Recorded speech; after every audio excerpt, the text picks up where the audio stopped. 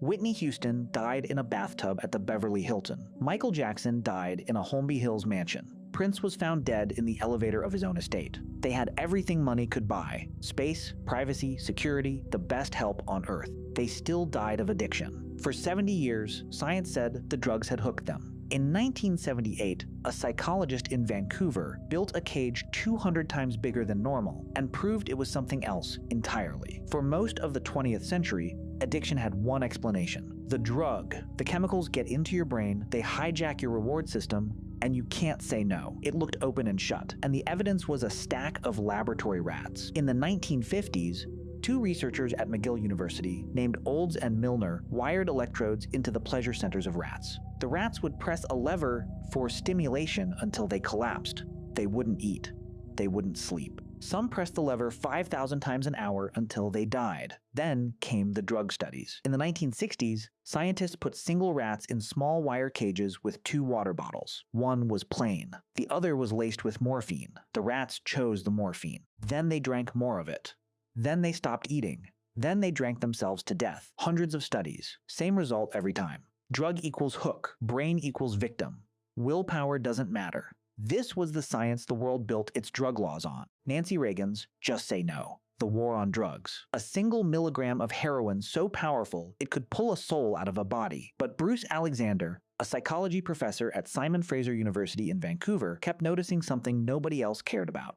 In World War II, military doctors gave morphine to millions of wounded soldiers. After the war, almost none of them became addicts. In Vietnam, a 1971 study found that 20% of American soldiers used heroin regularly while deployed. When they came home, less than 5% stayed addicted. If the drug was the hook, this didn't add up. Morphine doesn't care whether you're in a jungle or in a hospital bed. Alexander had a hunch. Maybe the rats in those original studies weren't addicted because of the morphine. Maybe they were addicted because they were rats living alone in a small wire cage with absolutely nothing to do. So in 1978, with 2 graduate students named Patricia Hadaway and Robert Coambs, he built something new. They called it Rat Park. Rat Park was an enclosure 200 times larger than a standard laboratory cage.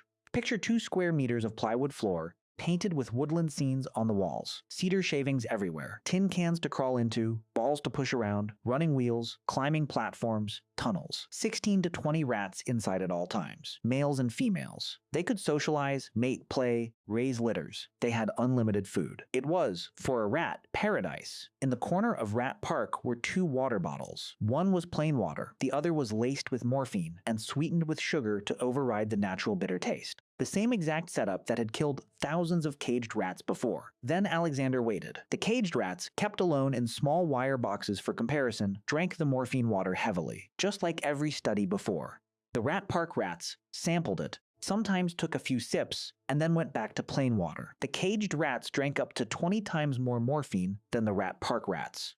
Even when Alexander forced the Rat Park rats to become physically dependent first, 57 days of nothing but morphine water, they voluntarily switched back to plain water as soon as both options were offered. They detoxed themselves. The caged rats kept drinking until they died. The finding was extraordinary. The same drug, the same dose, the same species. The only thing that changed was the cage. Alexander published the results in 1978, 1979, and 1981 in a journal called Pharmacology, Biochemistry, and Behavior. He submitted the same data to Science and to Nature, the 2 most prestigious journals in the world.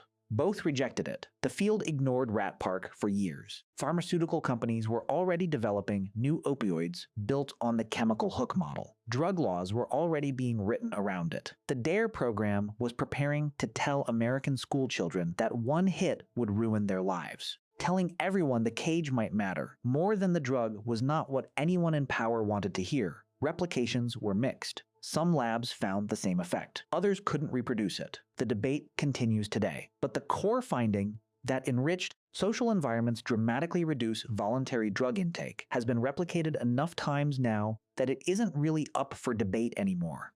For decades, the work sat there, mostly unread. Then in 2015, a British journalist named Johann Hari wrote a book called Chasing the Scream and gave a TED Talk about Rat Park that has now been watched over 20 million times. He summed it up in one line. The opposite of addiction, he said, isn't sobriety.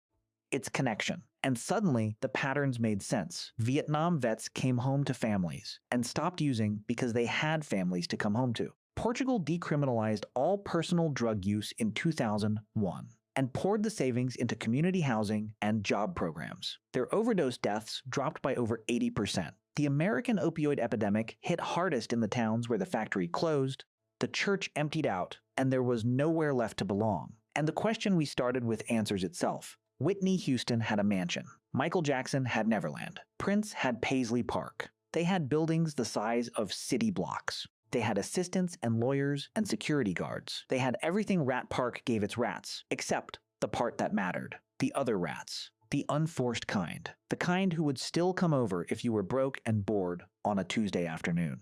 A mansion isn't Rat Park if you're alone in it. Money buys you a bigger cage. It does not buy you a park. The cage isn't the size of your room. The cage is the size of your relationships. And most of us are still drinking the morphine water. We just have better bathrooms now.